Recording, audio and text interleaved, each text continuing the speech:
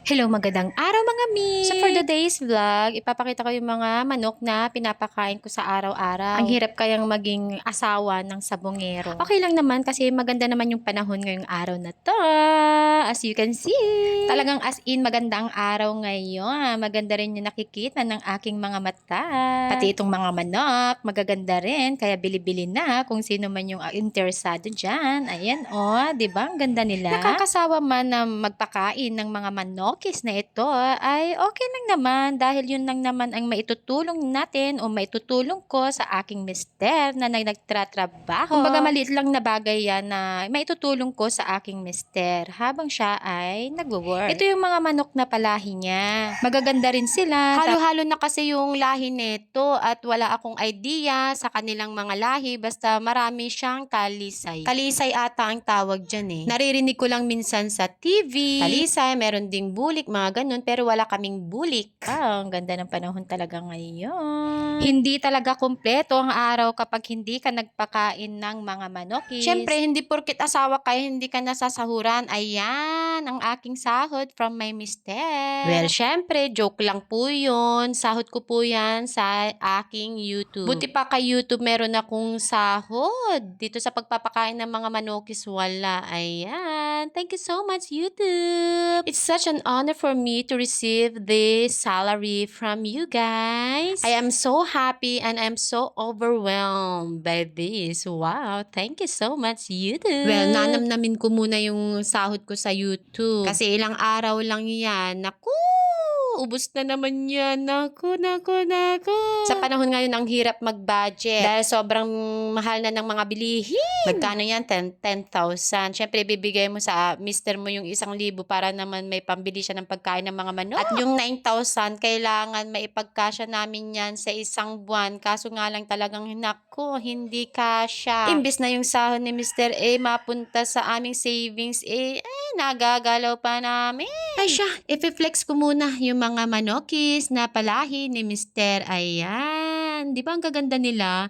Ilang months na ba itong mga 7 or 8 months. Yan. Basta ang mister ko, kapag nakita na niya yung mga manok na palahi niya, ay tuwang-tuwa na siya. Kasi ang gaganda naman talaga, oh. Ang brusko ng mga katawan nila. Ayan.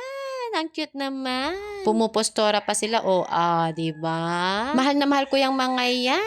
Hindi bali nang hindi ako haplos-haplosin ng aking mister. Basta nakikita ko siyang hinahaplos ang kanyang mga manokis, ay okay na rin ako. Yan ang mga stress reliever ng aking mister. Basta pag nakikita niya yung mga yan, tanggal yung kanyang pagod. Hindi ko matumbasan yung kaligayahan na pinapakita o ibinibigay ng mga manokis na ito. Yan na rin yung mga manokis na yan ang nagsisilbing alarm clock namin. Probinsyano. Ang ganda naman talaga dito sa probinsya namin. Konti lang yung mga marites dahil malayo kami sa kabihasnan. Matutuwa ka rin naman talaga kapag nakikita mo tong mga manokis na to. Aside from that, natututo yung asawa ko na magparami ng mga manok. Tapos syempre may mga inahin nangingitlog. Yung itlog po niya ay syempre, imbis na bumili ka ng itlog sa tindahan, yun na lang yung kukunin mo, diba? Kaysa bumili ka sa tindahan. Actually, marami pa to kaso nga lang yung iba ay medyo bata pa, mga 5 or 6 months. Itong mga to, I think mga 7 or 8 months. Yung iba, yun yung ginagamit niyang pampalahi. Ang ganda naman talaga ng tinding ng mga to. Lalaking lalaki. Ito naman, dry na yung balahibo niya. Magpapalit na siguro yan. Pero ito, wag ka, ang ganda. Pati yung tinding niya, ang ganda, diba? Nakaka-amaze kasi nakapagpalahi si mister ng mga magagandang manokis na ito. Naku. Bawing-bawi din yung pinapakain sa kanila kasi nga, makikita mo yung kagandahan nila.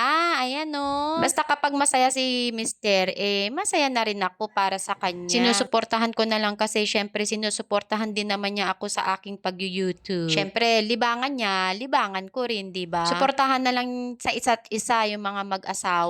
Ganyan lang talaga ang buhay. Kailangan magsuportahan kayong mag-asawa dahil hanggang sa huli kayo pa rin ang magkasama. Humuhugot na ako. Ang sabi ko kasi i-flex ko tong mga manokis na palahim ni Mr. Siyempre, isiningit ko lang, di ba? Ang hirap kayo mag-voice over. O siya, babush!